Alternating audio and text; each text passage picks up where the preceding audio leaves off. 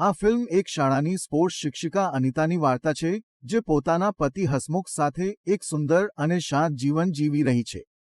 એક દિવસ, અનિતા એક સ્કૂલમાં ટૂંકા સમય માટે સ્પોર્ટ્સ શિક્ષિકા તરીકે જોડાય છે. પહેલા દિવસે તે થોડું મોડું પહોંચે છે, પરંતુ વિદ્યાર્થીઓ તેને ઉત્સાહપૂર્વક આવકાર આપે છે. રાત્રે, અનિતા પોતાના પતિ હસમુખ સાથે વાત કરે છે, જેમાં હસમુખ જણાવે છે કે તે શુક્રવાર સુધી લંડન જઈ રહ્યો છે. બીજા દિવસે સવારમાં, અનિતા ઘરની બેલ વાગતા દરવાજો ખોલે છે અને બહાર એક સુંદર ફૂલોનો ગુલદસ્તો જોવા મળે છે, પરંતુ એ કોને મોકલ્યા છે એ રહસ્ય જ રહે છે. સ્કૂલમાં, વિદ્યાર્થી દીપક અનિતાને અજાણ્યા ઢંગે કહે છે કે તે સુંદર લાગી રહી છે. થોડીવાર પછી, એક અથડામણ દરમિયાન, દીપક એક બીજા વિદ્યાર્થીને મારતો હોય છે.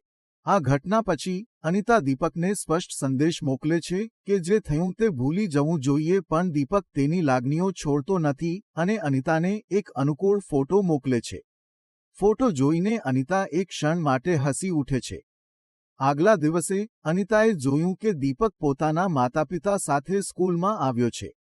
આશ્ચર્યની વાત એ છે કે દીપકની માતા અનિતાની જૂની મિત્ર છે, જે સાથે તેણે જિમ્નાસ્ટિક ટ્રેનિંગ કર્યું હતું.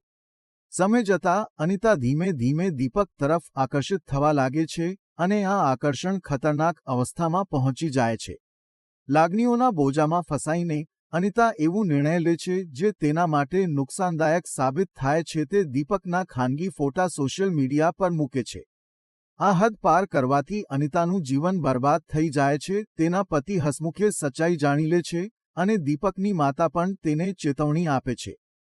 અનિતા દરેક તરફથી એકલી પડી જાય છે. પતિ દૂર થઈ જાય છે અને સ્કૂલમાંથી પણ કાઢી મુકાય છે.